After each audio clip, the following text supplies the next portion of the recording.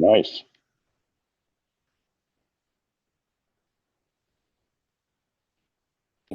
It's a it's a visual thing, so you're not going to get your hands necessarily dirty, and you don't need any tools. The second part is going to be to explain to you and to the folks that have tools and have more experience what the deeper diagnostic step might be and how you can dig in and get a little more information. Now, because I can't be there watching over your shoulder and protecting you, making sure you're safe and doing it the right way, I have to tell you that this is not to teach you how to do anything. What it is about is getting you the information and the knowledge so that you can talk to your professional and get a better result every time. That's how we're going to go forward with it. If you want to be taught, well, we've got to get an apprentice program and get that set up and come in and work. So the the next portion of the presentation is kind of a behind the scenes urge to get you to call us and say, I've got a problem and I can't solve it. Can you get me an appointment and fix it? We can use all of our exotic tools and knowledge and experience to dive in, solve that problem for you. And hopefully it will bring up the idea that, gosh, maybe I should do a pre-trip check. And you can call for an appointment and get that done also. So that is the logistics part of it. So let's dig in. Let's get started with the actual steps. Okay, you're out driving, having a wonderful time. You've got a co-pilot. You've got your lunch bag. You've got everything. You've got a good destination. You're making good time. All of a sudden, the car just quits, drifts over to the side of the road, and you're all done. Or maybe you've got a keen idea about a drive today. You've got all your stuff. You get out to the car, you jump in, turn on the key, and it won't start. Now what do I do? It's a helpless feeling. So these diagnostic steps are to help you feel better about what, you're a little bit more in control of what's going on, and you've got a pathway out. The first part of the very first step is going to be the battery. We need to know what the voltage situation is in the car. Sure, it's been running and starting and working, but what has caused this failure? We're going to start with the battery, and this is where it really is beneficial to have a person with you to be able to split the duties.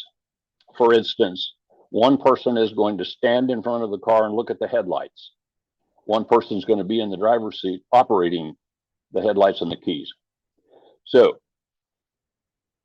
turn on the headlights. Somebody's looking at it and says, okay, they look normal. They're bright, they're shining, they're even, everything looks okay. Or no, they're very, very dim.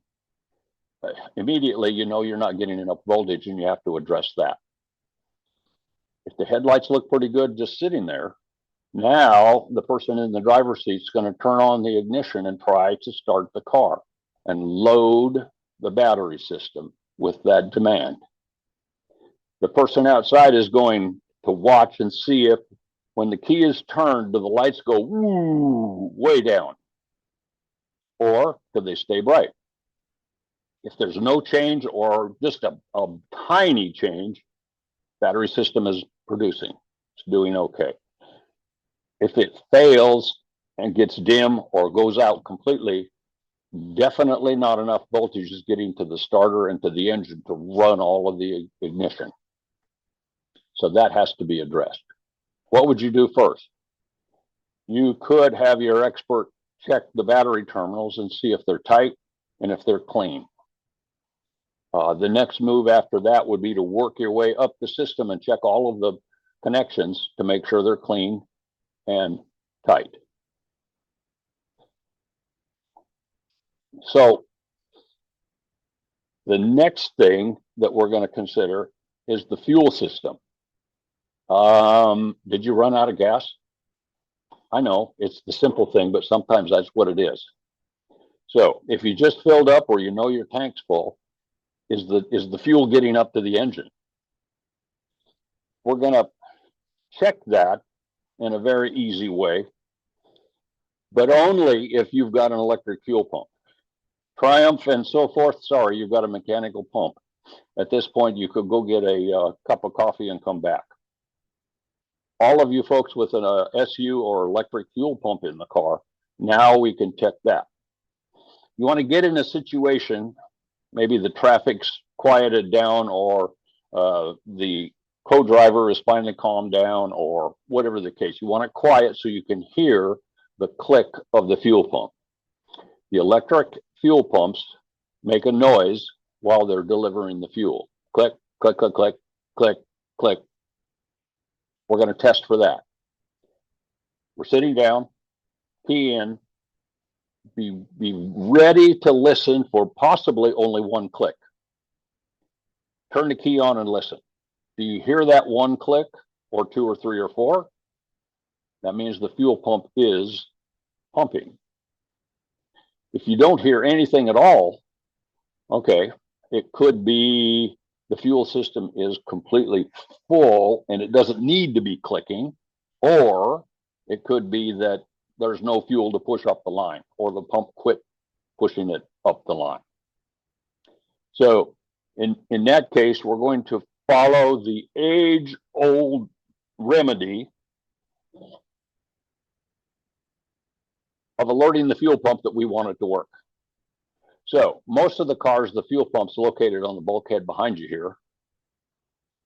So you take this and you'll just tap on the location of the fuel pump. If you don't know, tap on both sides. You'll be sure to get it. That vibration will cause the points to work for a little while, and it'll pick up and start pumping again. Aha, I can get home by tapping on the back. And you can drive, and your A-gunner can tap, tap, and keep you going.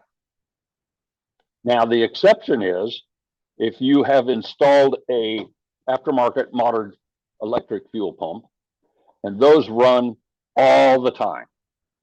Key on, it's running. It's got a bypass system, so it could just keep pumping constantly. So if you turn it on and you've got this whirring motor, fan-like sound going on, you've got a cube pump and it's just doing its job. Okay, you know it's working. If you've got the electric SU fuel pump and it's chattering nonstop, that means it's pumping air. It has a leak in one of the rubber hoses, or you're out of fuel. Can't pick it up. At least you know what the situation is. Okay. We're going to go on to the next one, and that happens to be a visual of the engine compartment. So we're going to go in, open the hood, look for the distributor in this hand, and we're going to look and see what this wire connection is like going to the distributor. Is it tight? Is it on there? Is it frayed? What we do not want to see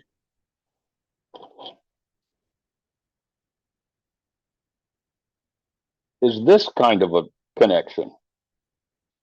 This was actually on a car that was running, but it wasn't going to be for long.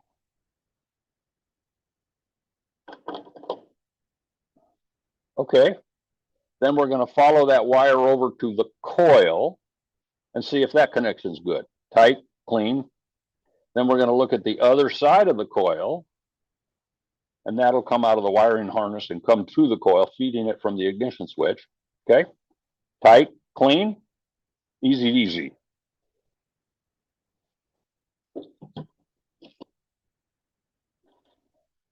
If those connections are good and your professional feels up to it, you get into the ignition switch and check the back side and see if those connections are tight and good.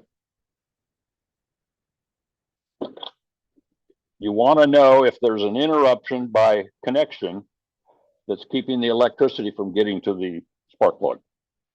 The next thing we're going to do is we're going to go to the distributor and follow the spark plug wires to the spark plugs. We're going to tug and push on each one to see if they're connected properly to the spark plug. And that would look something like this. So you're pulling and jiggling and seeing if it can be pushed on a little bit further or if it's okay. We're going to look at the condition of the outside of these spark plug wires and see if they are frayed or if they've rubbed a hole in them and the electricity is going to ground instead of all the way to the spark plug. All visual so far. Then we could move over to the carburetors. And we're going to look at the vacuum connections on the carburetors, like the vacuum line to the distributor that connects. Is it actually plugged in? Is it secure? On some cars, they've got the emission control orifices here. Are those on? If that's off, it'll really mess up the mixture, make it run really poor. Then on the back side on the intake manifold, we've got a vacuum port here. Is that leaking or is it sealed off and nice with the rubber hose? Here's another EGR or a emission control. Is that one tight and on correctly? The next one is the dash pots, which is this knob on top of the carburetors. This one has been removed, so you can look down in and see if you've got oil inside there. That oil acts to balance out the carburetor effect and the acceleration effect. You've got to have some oil in the bottom of that to make that work properly.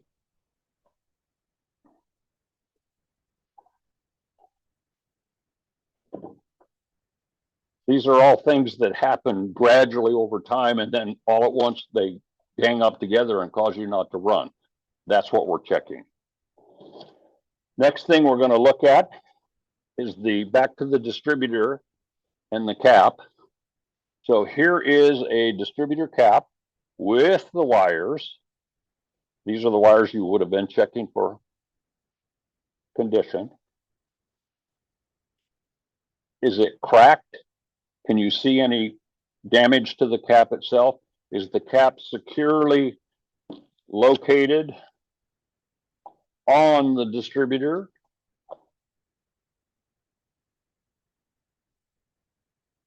Pause for a moment and we'll continue. Or is it cocked off to one side and not working? All visual.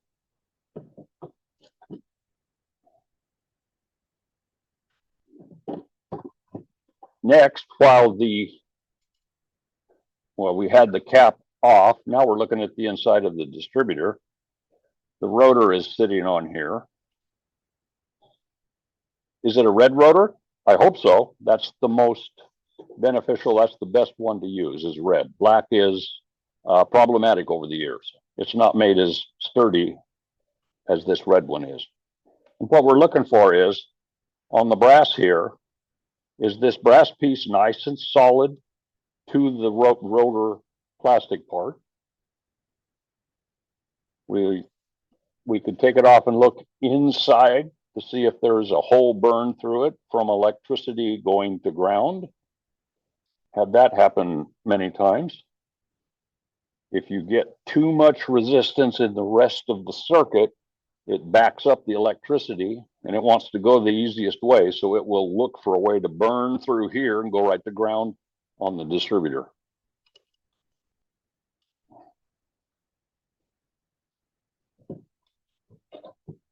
We'll get to some more detailed ones in part 2. Remember, this is visual. So that's the easy stuff that you're going to look at to see if you have anything wrong going on. Now we can get to phase 2, a little deeper, a little more advanced. This is something where the professional in the shop really kicks in and gets his tools and knowledge and puts them to work for you. And the first thing that they will probably want to do is remove the spark plugs from the engine. Okay, you've got to have tools to do that. And we're going to look at the condition of the plugs. Look at this one, black, sooty, over-rich mixture, not burning properly.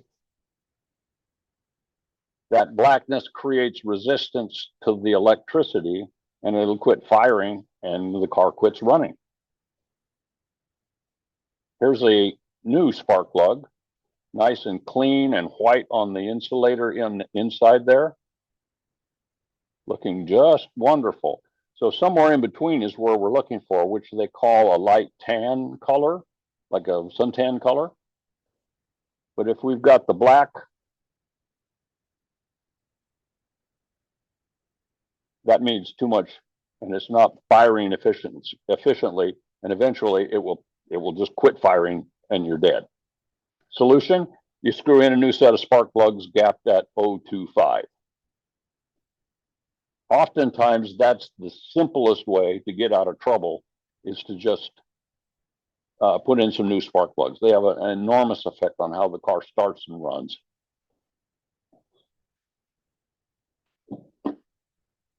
So the next thing the professional is gonna do is check for spark at the end of the spark plug wire. So the cap is on the engine. Everything is hooked up and set up right. Coming closer to the camera. And we're going to take the spark plug out of the engine. We're going to connect it to the wire that came off of that spark plug. So we've got it set up like this. We've got lots of voltage running through there, so we don't want to put our bare hand on there because it'll conduct to you through your feet to the ground and it will really tickle. So you will use a pair of pliers that are insulated, or gloves, or rubber mat, and the expert will take this and you hold it close to some point on the engine that's nearby, like maybe the screw that's holding the coil.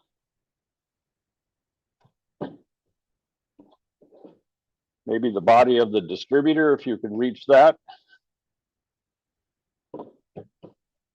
Hold it there so that this end of the body of the spark plug here is touching metal on the engine.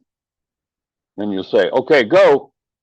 Turn the engine over and watch for a spark that will happen between the tip and the electrode here.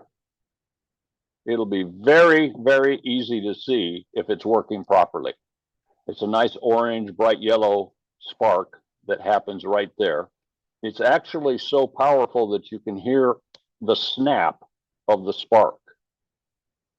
That's what we're looking for, is the strength.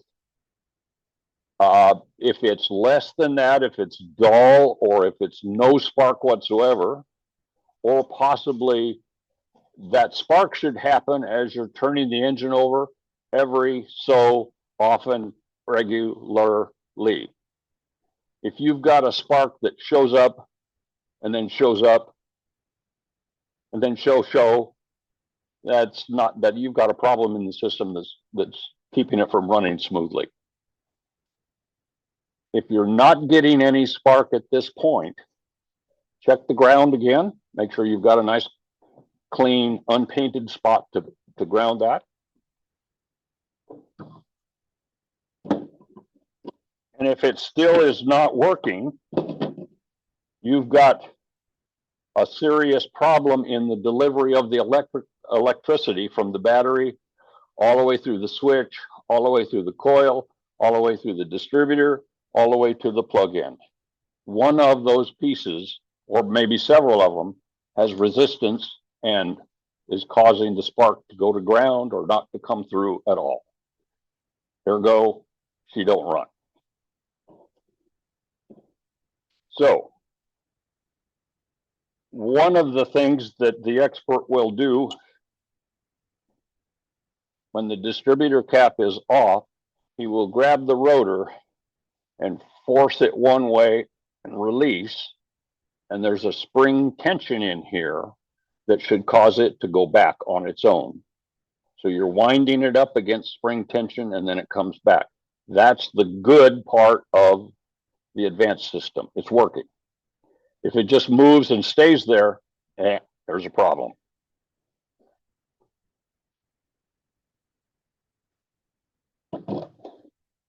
The advanced session of checking the distributor cap will be taking the cap off. We're going to look down inside here at the walls and see if there's a carbon tracking, some gray, black material scattered around in there, which is indicating a crack and electricity heading for the ground instead of to the spark plug. Then, deep in the center of this, there we go, right here in the center is a carbon piece that's loaded on a spring. So you want to take your finger or a small screwdriver and just gently touch that and see if it springs back and forth, or is it stuck? If it got stuck, it's probably not touching the rotor and passing electricity to the spark plug. Could be a simple fix of just twisting it and getting it to release.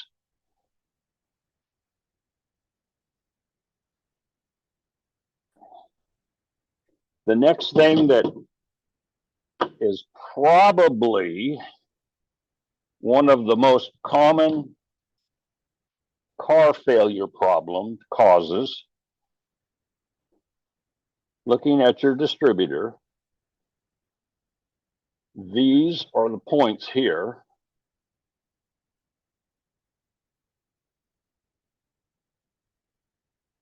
And right here is where they open and close. That opening has to be set at 0.15 thousandths, 15 thousandths, to have the proper operating efficiency for the whole system. What happens is they get weak and they wear, and that gap closes down to 5 thousandths or no thousandths if they don't open at all. The car quits running right now. It starts off with losing some of that gap, and it'll start misfiring at a high RPM. Then it'll get worse and misfire at a low RPM. Then it'll be hard to start. Then it won't start at all as it progressively gets a smaller gap.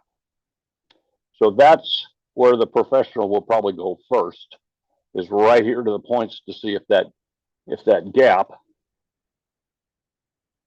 has gotten too small. Adjust the points, back on the road.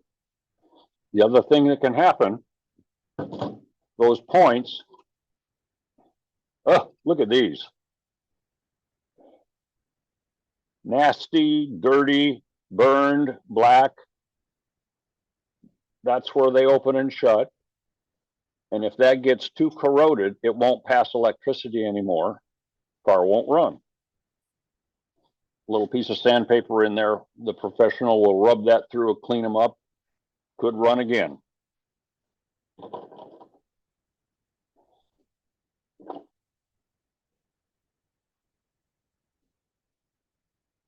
So let's say we're back to the ignition switch again and the connections that it has. The professional will look at that and he'll look at the color of the wires. Do they look like they've been burned and hot, passing too much current and electricity?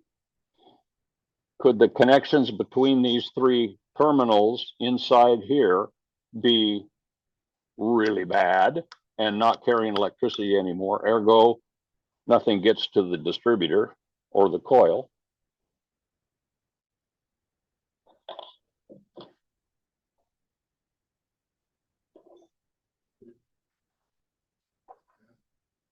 Trunks.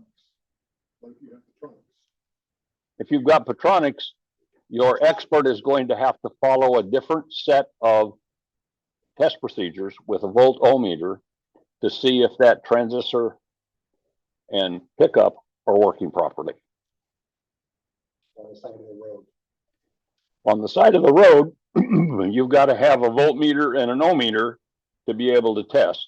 Or what we recommend, we do not push converting to Petronics because we have found that the failure rate on the classic cars is higher than any of the other street rods.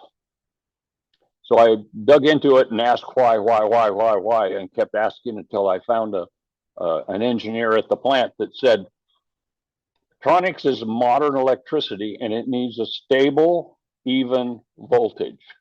If you've got varying voltage to it, it will wear itself out quickly, or could over time. The other thing it is related to voltage, it needs a pure and solid, clean ground. Well, a 1950s British sports car, how stable is the voltage output? You may not know, but it is not stable at all. Number two, have you ever seen any corrosion on the wiring harness on a car that comes from England in the classic years? Of course you do. There's corrosion everywhere. So that means the ground is inefficient or ineffective. Those two things gather together to kill the electronics part of the Petronics. If you've got Petronics and you've been using it for years and years, don't touch it. Leave it alone. Enjoy your peace. If you're thinking about converting it to it, go ahead, but have a spare Petronics in the trunk so somebody can quickly replace that unit and get you back on the road.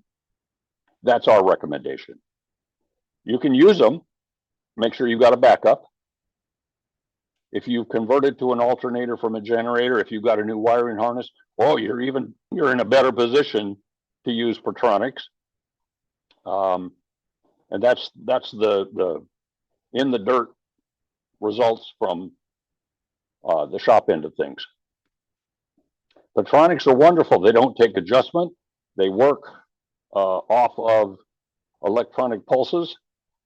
They're terrific. They're more accurate. But we had 1 year where we replaced 6 different cars in a row in the first 6 months of the year. So people are asking for the best answer from us. So that's what it is. That's what we say. That's the long answer to a short question. Got more? Okay. So those are the simple diagnostic steps. And we've identified the ones that the professional will do for you. We've identified the ones that you can do yourself just to get a picture of what's going on and be able to tell your mechanic, this is what we found. That gets him to the source even more quickly. So for an automobile engine to run, it needs 4 things. It needs fuel, it needs spark, it needs compression, and it needs timing. If you were to gather all of the systems together into 4 pieces, that's what they would fall under, is those 4 issues right there. We're going to talk about the fuel one now. If, when we do a tech session over the years, we always try to give one secret special process in each session. The special one for today is going to be the puff test. The puff test is tremendously helpful in determining if you've got fuel coming all the way up to the carburetor. And you can change your attention over to the ignition side for the problem. And the puff test is an advanced, you're not going to do it on the side of the road, but once you get back to a shop, the shop will be able to do this for you. So we've got the carburetor. First thing he will do is take the dome and the piston off. Now, down inside here, let's see if I can get this angle for you. Like that. Right there. Yeah. Down in the center of this hole, right here, is a jet, a brass jet. There's a hole in the middle of that jet that allows fuel to come from the float bowl up and get sucked into the engine, mixed with air, and run and burn. So right there is that jet, right down in the center. In the middle of it, you can see a little hole. That's where the needle goes down into, by the way, and meters the amount of gas that's going to be allowed out of there. Okay, so we've got a well of gasoline sitting below that jet, waiting to go to work. What we want to do is see how much there is to tell us if the fuel pump's been feeding the carburetor. So what we would do is take a straw, place that straw in here right down next to the hole in the jet, right there. And then we would, on this end of it down here, we would put our mouth on there and go and blow a puff of air through the straw down on top of that hole. So a nice strong puff of air pushing down into that hole will push down on the gas level and make it rebound like a wave.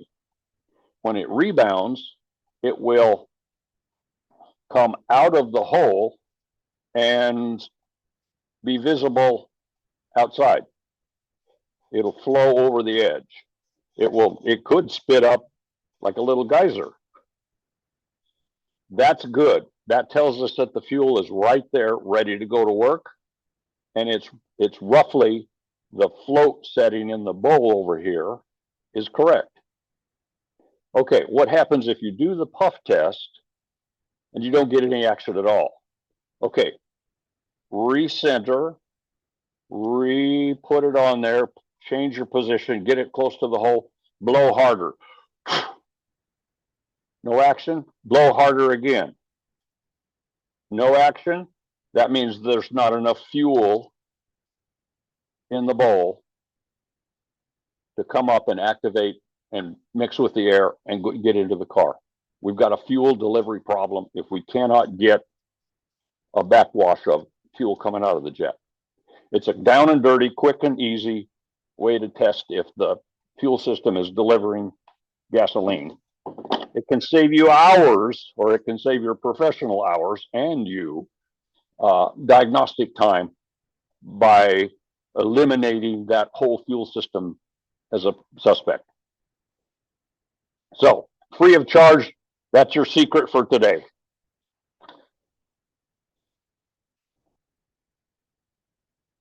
If you do not get that bounce back of fuel, either the pump is pumping air because there's no gas, or it's pumping air because it's sucking air past a fuel hose connection, or you've got a physical blockage in that passageway inside the carburetor.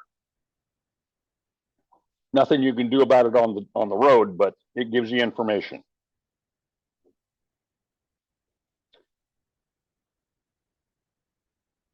So what we have found is that probably, oh, let's put a number of 80% of the roadside vacations are caused by things that we've just covered looking for. Some problem in one of those areas, or two or three of those areas.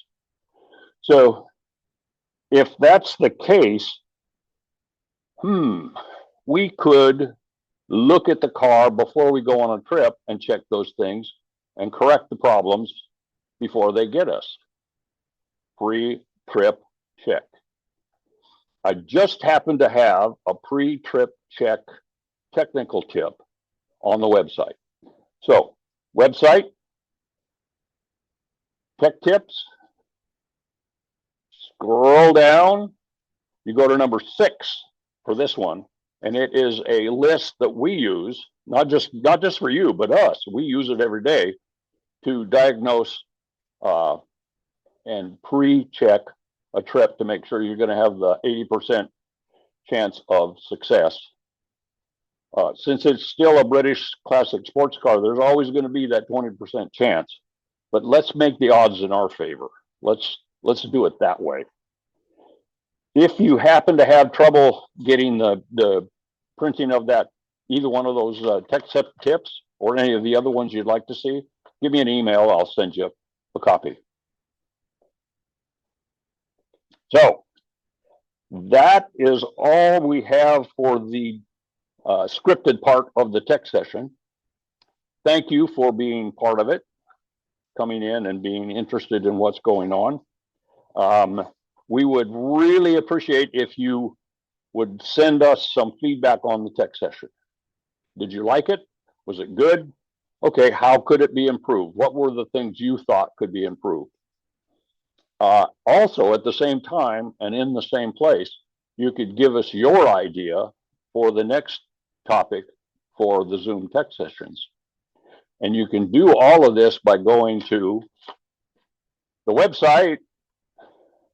Down at the very menu, down at the very bottom of the menu is something that's called the tech session poll. Click on that, and it will give you a link to us to answer all of these questions and give us some feedback. We would appreciate it. So that takes care of Rambling Rose. Let's open it up for questions from the audience. You can do the chat, you can do the react, and ask your questions.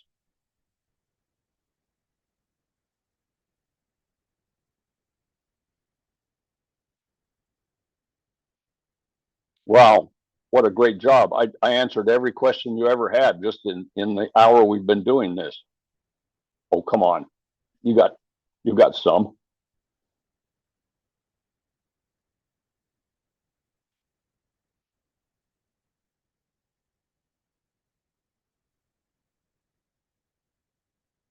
How many people have the absolute correct oil they're using for the engine on their classic British car? How many of those people are using VR1? Ah, no. That's racing oil. It's meant for 1 or 2 trips. No detergent. Wrong chemistry for us. Unknown amount of ZDDP.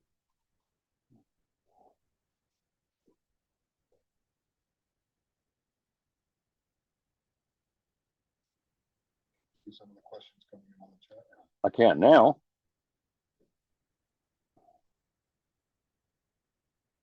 So we covered the Petronics question about diagnosing. And yes, just carry a duplicate module to replace it with, only they don't sell, I don't think they sell just the module. Maybe they do. I've only seen it in a kit form. Can a better coil improve performance? Ha ha, good question. They sell, matter of fact, the gold coil is typically the performance coil. The coil purpose is to develop voltage to send to the spark plug to ignite the fuel. The standard coil goes out about 12,000 volts. The performance coil goes out at about 20,000, 22,000 volts. So yeah, lots more voltage. The only problem is the rest of your system in shape to use and accept that extra voltage? Everything's got to be in perfect shape and spot on to take advantage of that extra voltage. And oftentimes they recommend changing this spark plug gap from 25 to 35, 30. That also changes the demand on the rest of the system, the wires, the points, and so forth. So there's not a clear-cut answer to that, except maybe if your system is perfect, that would be the next improvement. What oil do you use in dashpot? Good for you. Engine oil, transmission oil, or rear end oil? So, are your carburetors brand new or are they original? The brand new carburetors use the lightweight 10-weight oil. SU sells it in a bottle for $400 or whatever it is. You can use Singer sewing oil, 10-in-1 oil, almost any oil at all for that. If your carburetors are old, you've got wear in the, remember the dash pots? The black thing at top? It unscrews. It comes out.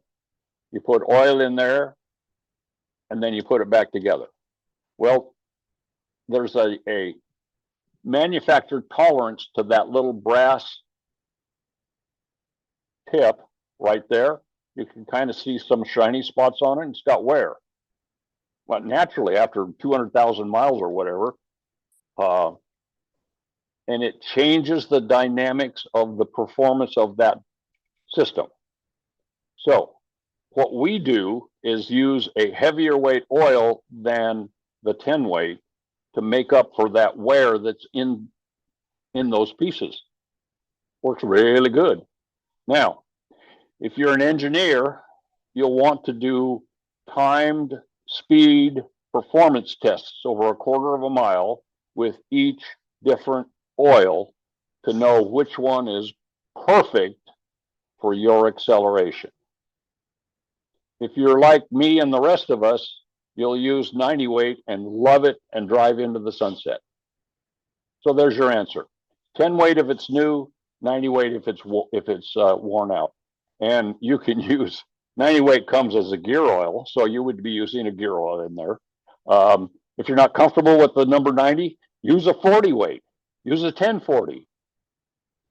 Same thing on a scale of increased resistance to take up for that wear.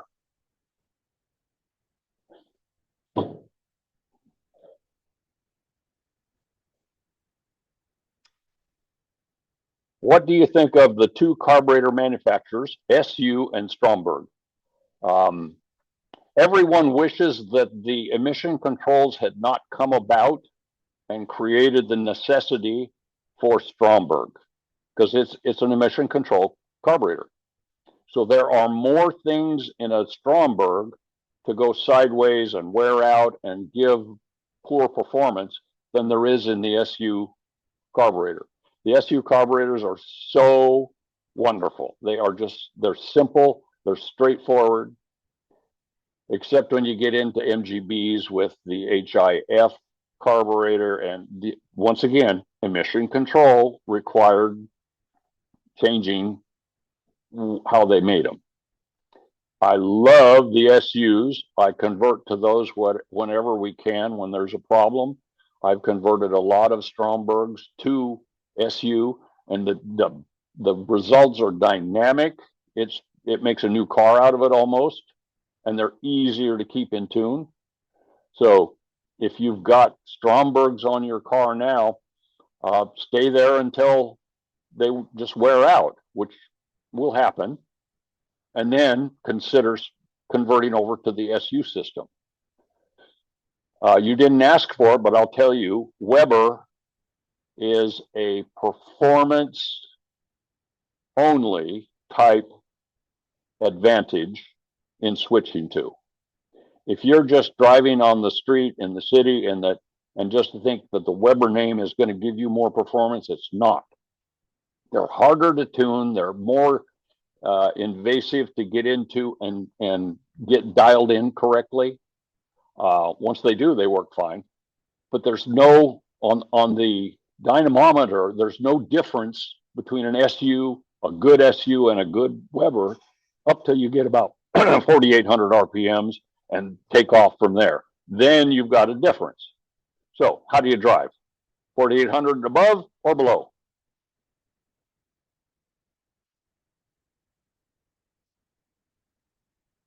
So oil suggestion, assuming the valve seats have been done. Let's talk about valve seats. The problem with that is created by the valve seats and the no lead fuel is a erosion of the seat over time and heat. 1 out of 150 of my customers drive hard enough to develop the heat and the wear that shows up in the valve seats. Putting valve seats in is an expensive process that can also uncover more problems inside the head. I prefer to keep the seats original, cast iron and so forth. And if it takes 70,000 miles to show erosion, how many of us are going to see that many miles on the car? So from a practical recommendation point, you don't need to do the Stellite valve seats. If that's what your heart is set on, then go ahead and do that and drive into the sunset happy. The oil is more applicable to the moving parts of the engine other than the valves and the stems and the guides. That if you're going to change the lubrication for the valves, you add something to the gas tank. I'm not a big fan of adding to the gas tank because everything you put in the gas tank has to be burned and exited, and it winds up on the spark plugs, the aftermath of it. So the cleaner I can keep it, the better, the longer the plugs last. So the oil recommendation is 2050, and there's 2 manufacturers that we use here. There's more, but they're out there. And that is the Joe Gibbs oil that he sells specifically for the classic cars. And well, actually there's 3, Joe Gibbs, Collector's Choice, which you can get online at Amazon or Moss, 2050. And then the third one would be the Castrol GTX Classic. They just reintroduced it a little while ago because of the demand for it. And it has the perfect 1,800 parts per million of zinc to keep our camshafts and lifters in great shape.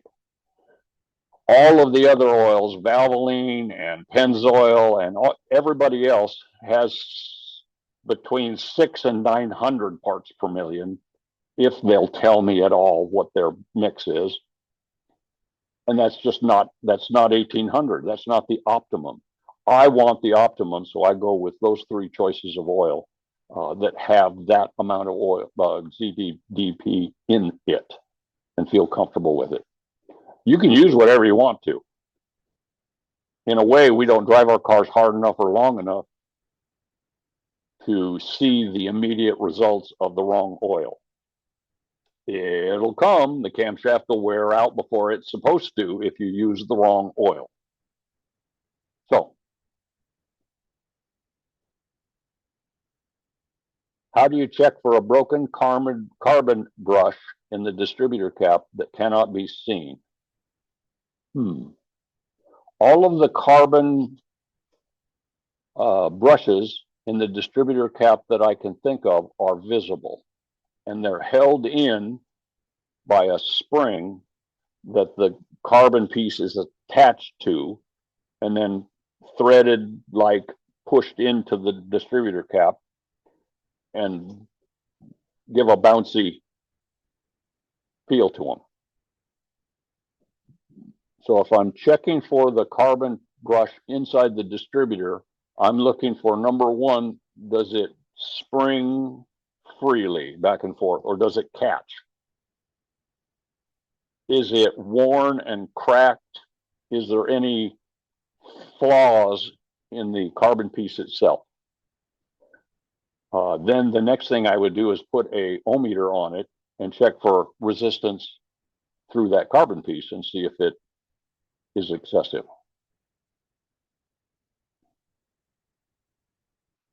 How do you fix the choke cable system when pulling and twisting the knob doesn't lock it? The locking system has failed and you need to replace the choke cable. That's the final answer to that one.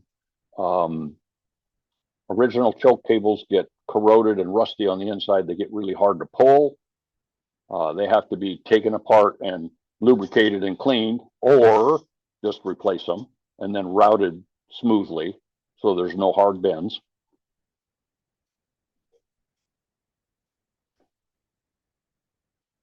Thank you, Christopher. The second fix, we call it a field fix for a choke cable that no longer locks out, is this. We take these little clips, pull the choke out, and put this over the shaft, and it holds the choke in the out position while we warm up, and we don't have to babysit quite so much. Ingenious, don't you think? How do you know how much oil is in the dash pot? How much do you think it needs? This has been a time-honored question, and it's really hard to answer because you got to look down inside that dark barrel and see 2 silver rings, and that's where you fill it up to. Well, it's hard to see. So what I do is unscrew it, bring it up, let the oil drain off of my brass piece. Okay. Now I'll put it back in there and get it into that center tube that is there where it belongs, and I'll push down. Now, the distance between my fingers and the carburetor is what I'm looking for. I want something on the order of this right here when I meet resistance. That's full and perfect. Okay, getting low, too low, got to add some. If I go all the way down to here to get resistance, I'm adding oil until I get to here. That's the easiest way to tell you how to fill it. And you can use whatever you want as oil.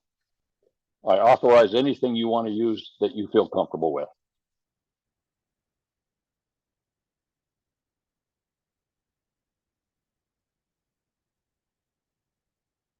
We're checking. Scroll me. How do you check for a bad condenser? That's beyond me. It takes special equipment to check that. I have put an ohmmeter on it, and if I've got a direct connection to ground, I know it's bad. So that's part of the test. But how do you test a failing condenser? You replace it. One of the things that the real purpose of the condenser is to absorb the electric flow when the points open. In that instant that the points open, the electricity still wants to go across, and it arcs the contact surfaces and burns them. So they invented the condenser to, as soon as that starts to break, that condenser absorbs that electricity for that instant and sends it to ground. There are foil wrappings inside that condenser that have microfarads. How about that? And there's a specific resistance to that, but I don't know what it is. There's nothing published. So it's check by replacement. Or open the points up and see if you've got a really high point on one side and a really indented divot on the other point. In other words, you've got a spike and a hole. If that's happening, you've got too much sparking going on, too much corrosion happening, and it's eating the points up. Condenser's not doing its job of absorbing that electricity, so it gets replaced. So I guess the simple answer is look for a volcano and a point.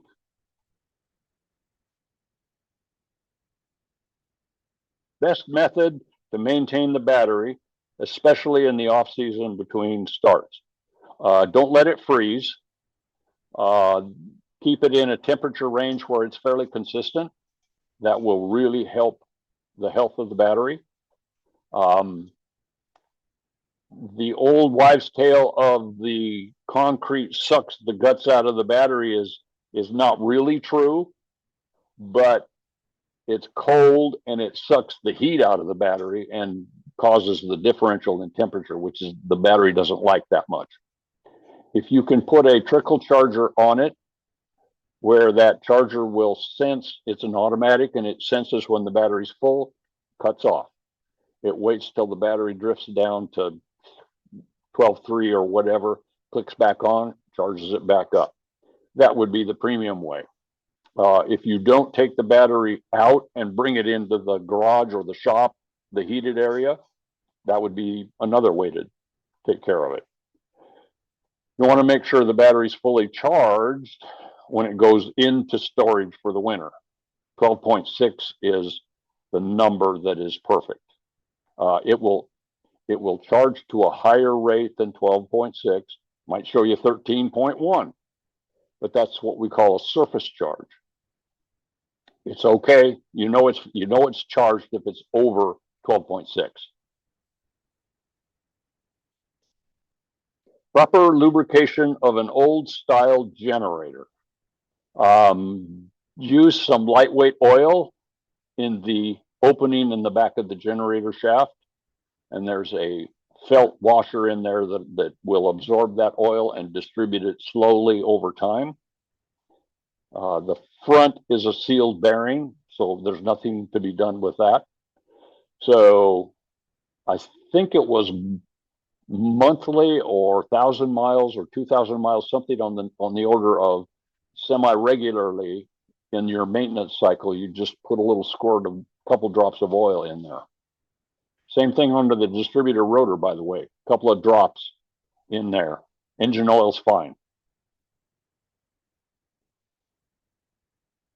If the battery's getting old but still starts the car and works okay, how can you test to see if it's needed to be replaced? I'll be right back.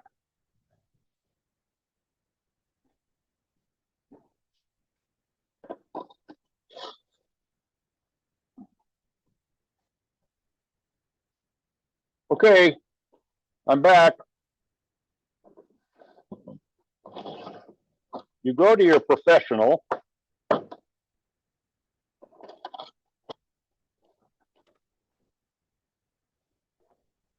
he uses a capacitance tester, a load tester. The old toaster looking battery tester is the old brother of this one. This is modern technology that's more accurate, but you want to put a load on the battery and then test its ability to create the voltage you need. Oftentimes, the parts stores nowadays will do this for you for free. The key would be getting somebody that knows how to use the counterman that knows how to use that tester. We do this on every car that comes in so that we've got a reading of the health of the battery. In other words, the battery has a cold cranking amp rating, let's say 450. We dial that into here, 450, push the test button, and it knows how to put that load on the battery and calculate how efficiently it will deliver those cold cranking amps and how many there are compared to the 450 manufacturer's recommendation. So this tells us exactly, and then at the end it says pass, fail, recharge, whatever the case may be. So this is how you would test it.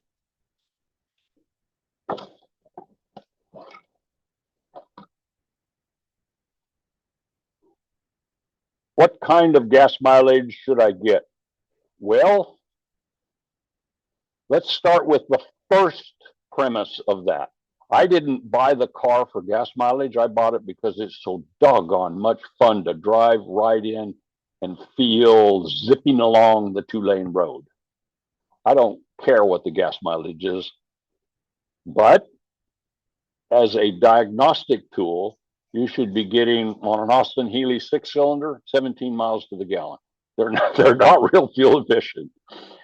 How much idling you do, how much jackrabbit starts you do, how much power cruising you do will dramatically affect what that miles per gallon is. A bug eye, 20 to 31 miles to the gallon. TR3, yeah, it's 17 to 22. TR6, they'll get 17 to 25. So you get an idea of it's in that range of mileage. My recommendation is your car feel like it's running good? Is it answering all the demands that you're putting on it? Seems like it's doing really well. Find out what your mileage is over a couple of gas tanks. That's your base number. Now, check in on it once in a while and see if it's going down or up. And then you'll be able to talk to the professional and say, hey, my mileage just changed by 6 miles to the gallon. There's a clue there that something is out of adjustment. And we can address that and bring it back to what your baseline is. Are the gravel screen air cleaners adequate? Yes.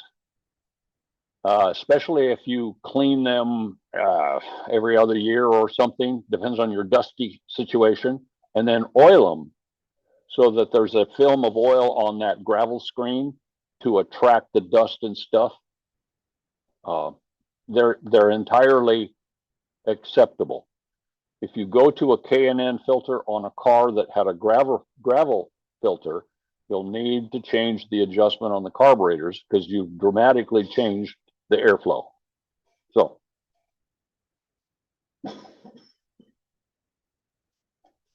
scroll me up. That's it. Should miles per gallon, and then I can't read the rest of it. Should be miles per gallon. Oh, should be miles. Oh, there we go. I'm not reading it correctly. Yes, it should be miles per gallon. That's my baseline for what. How come I love these things? Now, scroll up. Did we miss any? I was confused where you put the straw for the puff test. You have to remove the carb to do it. No, the carburetor is on the car, bolted up, running. I'm removing My professional is removing the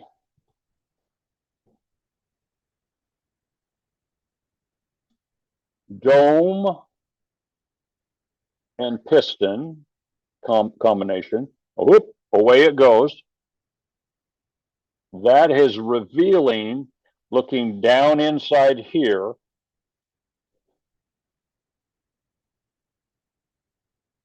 See that brass right in the center of the hole. There's two brass rings and one black hole. Is it showing, Christopher? Okay. That is where I'm putting the air, is right on that tiny black hole in the middle of the brass rings. And I want to bring my straw or my hose in at an angle and place it. I'm getting technical help right there. Oh man, can I do it? Okay, right here. See where the straw is? I want to put it right there. But I want to do it vertically, so I'm pushing air straight down on that hole. Right there. Okay. And I want to position the opening of the straw so it half covers that. Gas additive for ethanol. How much? How often? If I'm running ethanol gas, I try to run non-ethanol gas when I can.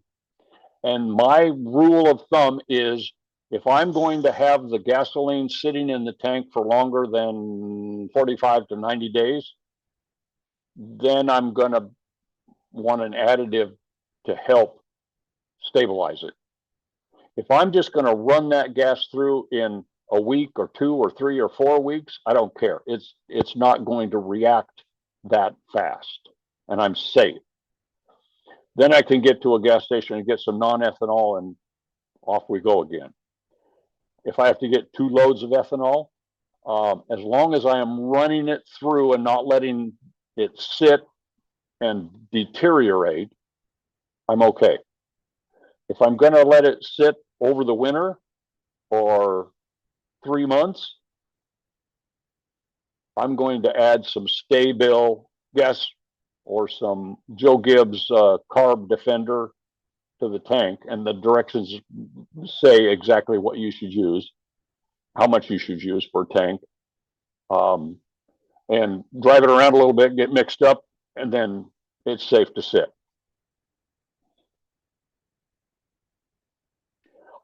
Should you change inner tubes when you're changing the wire wheels to prevent flat tires? Yes, absolutely. Every wire wheel we replace gets a new tube. Every new tire that goes on an old wire wheel gets a new inner tube. There's nothing more frustrating than selling a customer a new set of tires on his rims, on his wheels, or new wheels and new tires, and having them come back a week, a month later and say, I got a flat. The wire wheels are exceptionally bad about leaking air out all of the spokes. Yes, there is a silicone sealer on the inside. Yes, there is a tire belt on the inside that cushions it, but it wears out. It gives up, sometimes immediately. So it's not worth the effort. We put a new tube in every one of those that we deliver because that's the certainty we want. Now, you want to gamble? Go ahead and reuse it. Make sure you tell your installer that you inflate, deflate, inflate, deflate, inflate, deflate 3 times to get all the wrinkles out of that inner tube, and it's nice and smooth. Any wrinkle in there will rub and puncture within a short time. You've got to have it smooth.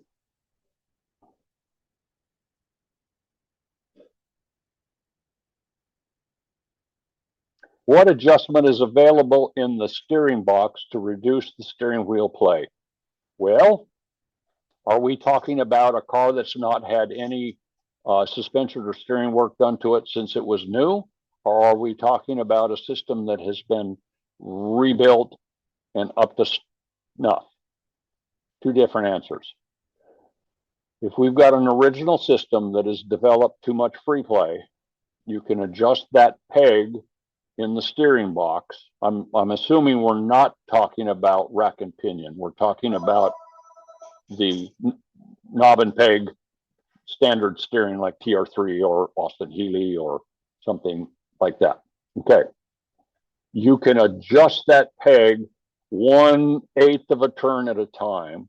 A little bit goes a long ways, and go out and test it again and see if you've eliminated the free play that you're talking about, but have you made it too hard to steer? That's the balance point that you're playing with. As you get rid of the free play, you make it harder to steer. So you have to play with it a number of times, a little bit at a time. Go drive it and see what you're willing to put up with. If you've got wear in the idler arm, tie rod, over at the kingpin, any of those places, even in the sway bar, you're going to have, it's going to affect how the steering wheel operates. So after you get the adjustment done, you may not be done.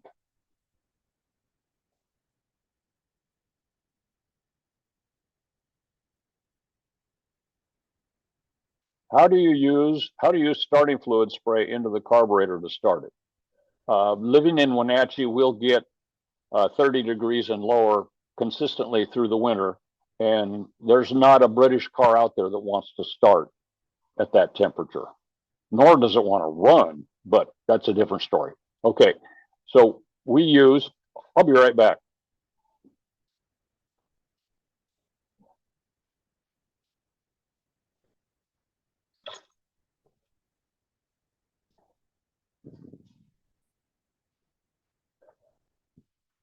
Okay, I'm here.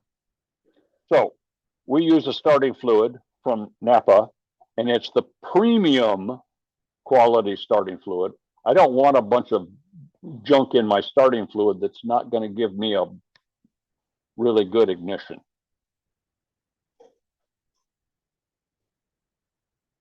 That's the stuff we use. If your air cleaner is on, obviously it will be for you. You spray into the wire mesh, you spray into the air horn, you spray wherever the air intake is. And how much? You go that much in each entrance. It works the best to have someone in the seat ready to turn the ignition on, so you get the full effect of that vaporized starting fluid drawn in and fire off. Boy, it works great. If you use too much, you'll flood it. If you drowned it too much, you could get hydrostatic lock, and that's rare, but it's not desirable. You can use it 2 times in a row, maybe 3. And then you've got another problem. Something that's, because this acts as the choke. I will often pull the choke and do this if it's that cold. And once or twice is enough. If it's not starting after that, we've got ignition primary or secondary problems that's not letting it fire off immediately. Because this stuff is really volatile and will burn in most cases. So, and burn, I mean start the car, ignite the fuel, get it running.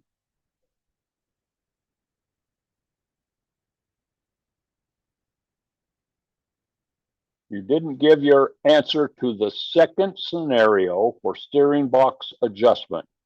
What about a new box and rebuilt front end? Oh, okay.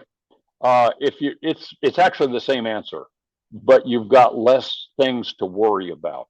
So The manufacturer of the new boxes says, do not adjust for 500 miles. Yeah. We are getting steering boxes that are just too doggone tight, and we have to open them up to get a good feel to the steering resistance. The process is the same. You loosen the lock nut and you turn it 1/8 of a turn at a time. And you've got to make sure that when you tighten the lock nut, you don't walk that adjustment nut back to the same place. So you got to hold it with a screwdriver and then lock it down. And 1/8 of a turn at a time, go out and drive it and see what it feels like. It's all about the feel as the final test for the adjustment. So you drive it, so you've got some kind of an issue with the feel of it. Go drive it and get a good sense for how it's feeling under the conditions that you want. Parking lot, highway, rough road, whatever it is. Actually, it's better to go smooth road so you're eliminating other variables. Go back to, stop on the side of the road, have your wrench and your thing, adjust it, go drive it again. Keep doing that until you get a feel for, oh no, I'm going the wrong way. Now I got to go back to center and then back a little bit this way and get it dialed in. If you've got a brand new steering box, even a brand new rack and pinion, you're going to have to drive it for a couple 100 miles to really get to the place where it's settled in and giving you a long-term accurate reading. So Up to date. Oh, there we go. I'm not saying which way to turn the screw when I'm adjusting it. It's it makes sense. If you're tightening it down, you're tightening the steering. If you're loosening the screw, you're loosening the steering. So depending on what you're feeling, almost always we get too tight. So we're going counterclockwise to start with to loosen up that drag feel.